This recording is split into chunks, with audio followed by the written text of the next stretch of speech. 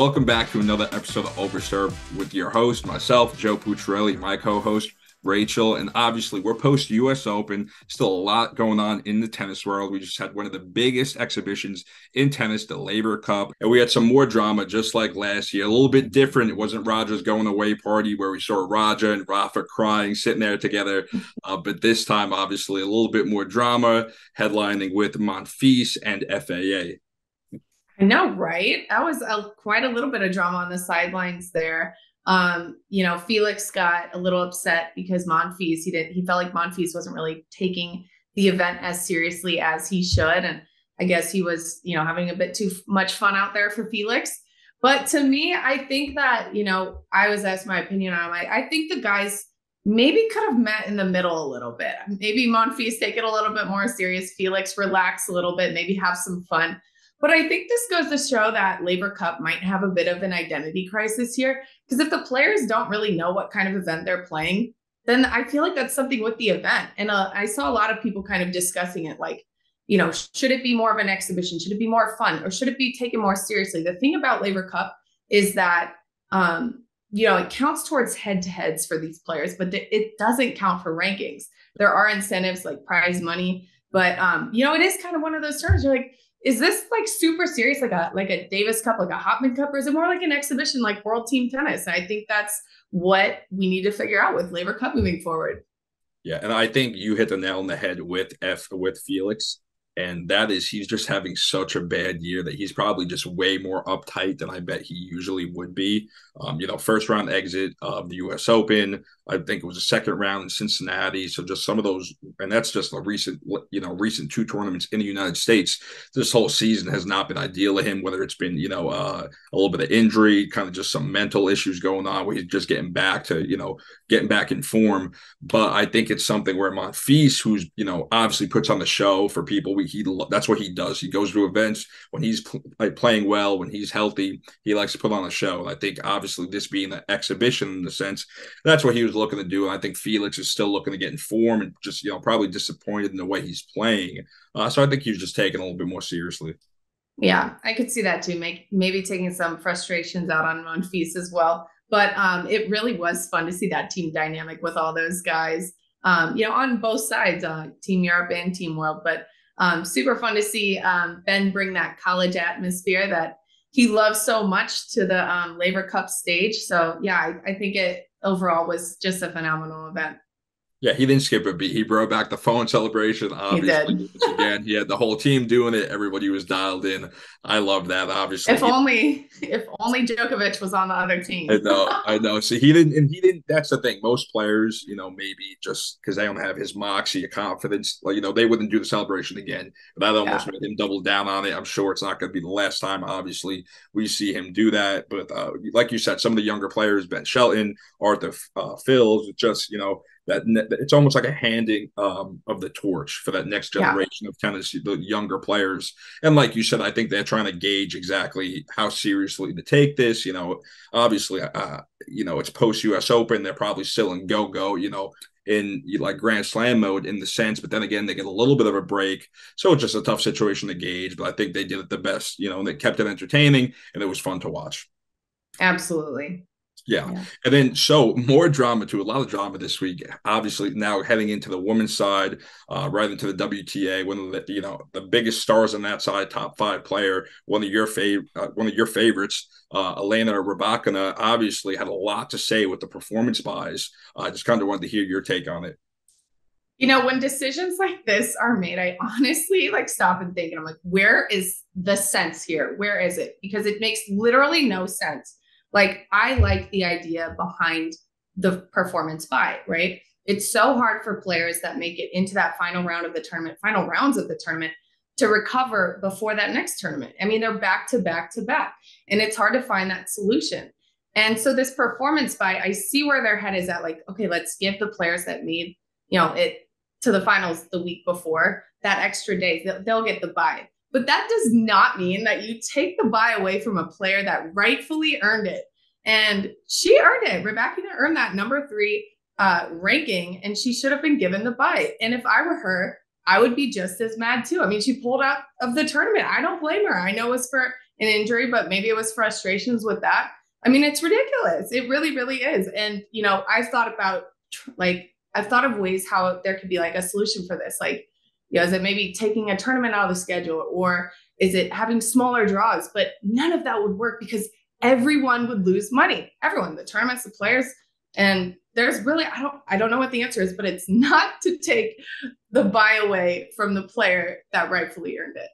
Yeah, that's so tough. And like you said, she did fall out of that tournament, and it's one of those things. Yeah. Maybe if she had that buy, and because it was because of injury, and it probably majority was that, but maybe she would have tried to push it a little bit more if she did have that buy and still had that. And then obviously with the frustration, the way her body was feeling, I'm sure she just dropped and was like, it's not even worth it. When you want to have a player of that caliber in your tournament, obviously it's exciting. It's great for women's tennis. Someone with that much power, that much pop.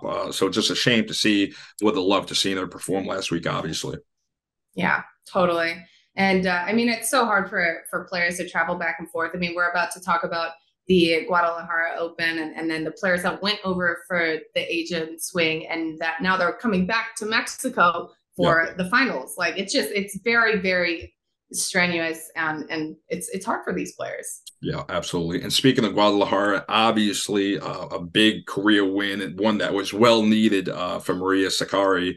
Obviously, gaining that title there, we spoke about it. It wasn't the toughest competition, the toughest draw.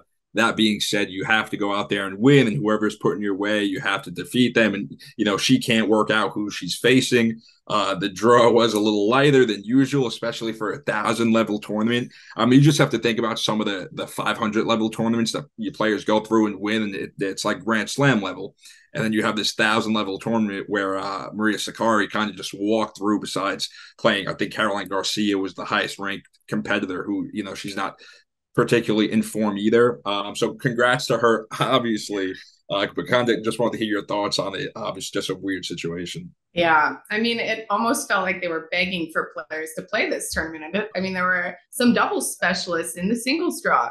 I think that, Maria, she's had a hard time winning that second title. I think it's been 4 years. And so if there was any tournament to take advantage of, it was this one. Like you mentioned, Caroline Garcia being one of the higher ranked players, and Anja Berg, both of them haven't been having great years. And so, the two highest ranked players not having a good year. I know Belinda was in it. She's been doing well, but I mean, that was up for anyone's taking that tournament seriously. Like, I don't want to say I want to put an asterisk by it, but kind of like for a 1,000 event, that was an interesting tournament. But happy for Maria. Like, it's, with that being said, it's never ever an easy match on the professional tennis tour. So she did have to, fight through some matches to get to the finals and take the title. So it's really awesome to see that she won the 1,000. I really hope it gives her some confidence, and we'll see her kind of carry this on with her for the rest of the year. Yeah, and kind of getting into that, you do think it's why she keeps that high ranking, and kind of like tournaments like these, she pats that ranking and then stays up there and has a high ranking.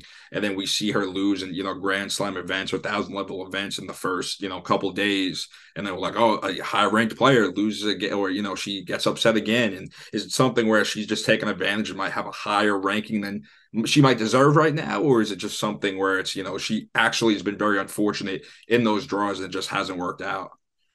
I think that Maria, she makes it like she doesn't lose first round a lot. She makes it like, to that middle, I feel like, level of the tournament, like the quarterfinals kind of a thing. Like she always does produce some results that give her that higher ranking. I don't think that there's ever an easy tennis tournament on tour. So this is kind of like, its own instance, this Guadalajara one. But I do think I think it's just that she's consistently playing these tournaments and winning, a series of rounds in each tournament. Yeah, maybe finally she's just getting out of the Netflix curse. You have to think, obviously, with Maria, and then you have Ons kind of getting to that place. Didn't have a great year this year. The Netflix curse still definitely a thing. Breakpoint. Somehow, I don't know how it worked out. It affected a lot of these players. We're seeing it with Felix, seeing it with a few of these guys. But we'll see what happens. So shout out to her. Obviously won this 1,000 level tournament. Like you said, nothing's given. Moving on to the men's side, obviously the Asian swing is taking place right now. And it has to be a little bit refreshing, but tiring in the same sense. Because obviously they were in the United States for the last, few weeks. months at Cincinnati, the U.S. Open. Now they're traveling over to Asia. So for the European players, the American players, a little bit of a change up, and there has to be a little bit of a culture shock in the sense. Just a lot going on, a lot of travel, a lot of tournaments being played all over Asia.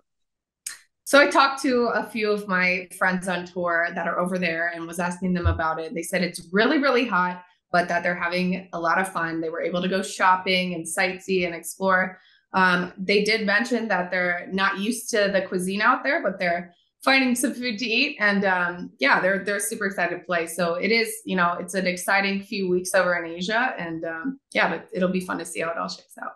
Yeah, you have to think for some of these younger players too, who are just really getting to travel, maybe the first time, who aren't competing in challenger events anymore, and this is their first time on the Asian swing. It's just something you get to, and that's I think the coolest part about playing, a major professional sport like tennis. You get to travel all over the world. It's not United States based, it's not Europe based. I mean, you're all over, so it's different types of people. You're obviously seeing different countries. It's just a lot to see, a lot to take in. So hopefully those players are doing it and taking advantage. I'm sure they're tired. Obviously, it's a long season, but hopefully they're having a blast. I know who is having a blast right now is our friend Sasha Zverev, who just won a huge title, his 21st title, I believe, in Chengdu, with a huge win that just took place in the past day or two. Obviously, the fact that he had such a big injury last year and came back from that, and it just almost looks at the top of his game again, and I think really going to start competing for Grand Slams once again here shortly. He looks incredible right now. Yeah, it was so good to see him get that win that he's been hoping for a while. He's had an up and down year, and he's had some really good results in tournaments. He's had some not so good results in tournaments, and I think he's finally finding his consistent footing on tour, being back here healthy. So yeah, it's really good to see him get that win. I'm excited for him, and I hope he can take it to the next one, to the China Open. Another player that I thought was really impressive was the guy who played in the finals, this Roman Safulian. I might be saying that wrong, but he had to beat a lot of talented players to get to Zverev, and he took him to 3 sets. So, he beat Thompson, he beat Musetti. He is just a player to keep an eye on. Yeah, he's a guy I think at some point, if you see him early on in some of these bigger draws, 500,000 ATP level, you don't want to see him early on. Definitely not in the competition. He's been having a real solid year. I know he beat Tommy Paul a few times. I remember he beat Felix one time early on in the year. So another guy who's having a really good deep year. But like you said, it just shows what confidence can do for you, because Zverev was a guy who was going to go a few points without even double faulting. So somebody who is that talented, can be at that high level that we've seen. It's good to see him back. It really is, yeah.